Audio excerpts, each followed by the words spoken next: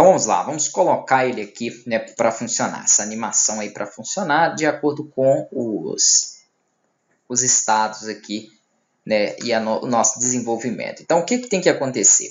Ele tem que passar do idle para o flap, que é fazer essa transição, né, de animação, quando eu clicar. Toda vez que eu clicar, ele vai do idle para o flap e vai parecer que ele mexeu a asa. Vai dar aquela animação que ele mexeu a asa. Então, toda vez que eu clicar, ele faz aquilo uma vez. Ele não vai ficar intermitente, sempre trocando, não. Se ele fosse ficar sempre trocando, eu teria que ter habilitado, né, essa has exit time, para que ele passe, né, de forma automática nos dois. Não está nos dois, só está do flap para o idle. Então, ele fez uma vez e vai parar. Sempre ele vai do flap para o idle de forma automática. Quando ele vir do idle para o flap, ele vai mexer a asa, né? O flap ele vai então mostrar o objeto com a asa e depois automaticamente ele volta para a parada. Ele só volta a fazer isso quando eu chamar de novo o meu efeito aqui, a minha animação de flap. Então, quando eu vou chamar, vai ser no momento em que eu clicar. Se eu rodar e tentar habilitar, vocês vão ver que ainda não vai funcionar. Então, ele vai cair aqui, ó. Vamos aguardar ali para que ele inicie. Ele está um pouquinho pesado, porque é a primeira vez que eu estou rodando aqui, depois que eu fechei e abri novamente. Então, a primeira vez, geralmente, que você inicia, fica um pouco pesado. Então, ele vai cair, beleza. Eu vou vir aqui em Windows e abrir novamente o nosso painel de animação. Eu vou colocar para o lado aqui. Quando eu selecionar, né, aqui dentro do Animator a opção de Flap, nada vai acontecer. E Die também não. Então, ele não está ainda interpretando isso. Por que ele não está interpretando ainda, não está trocando de forma automatizada? Porque eu não falei o principal, que é o seguinte, justamente isso. Quando eu habilitar Die, você vai do Idle para o Die. Quando Flap for habilitado, você vai do Idle para o Flap. Isso aqui não foi dito ainda para o meu objeto. Como que eu digo isso? Eu vou clicar na seta.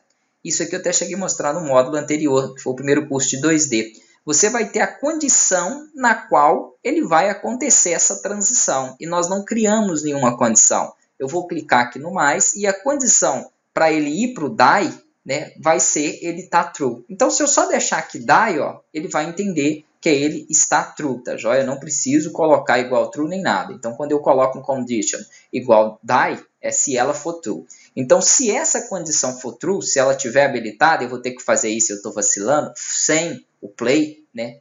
Selecione aqui, faça isso, porque algumas coisas que você cria com o play, ele só vai executar ali de momento, então não é aconselhável fazer isso. Aqui ele permaneceu, ok. Quando a condição die for true, ele vai executar essa animação. A mesma coisa aqui, ó, nessa seta que vai do idle para o flap. É ela que eu tenho que trabalhar, porque a outra seta ela já é automatizada. É isso que eu estava falando. Então, na seta que vai do idle para o flap, ele só vai acontecer ela quando a minha condição, clica no mais, agora do flap for true. Quando a condição do flap for true, quando o flap for marcado, aí sim ele vai para ela. Vamos ver se isso aqui realmente vai acontecer. Eu vou mandar ele executar novamente. Vamos aguardar, ó. Caiu. Deixa eu abrir o meu painel de novo de animação. Venho aqui no Animator e marca o die. Beleza. Ele então passou do idle para o die e o boneco aqui, como vocês podem ver, né, ganhou aquela imagem, né, de morto.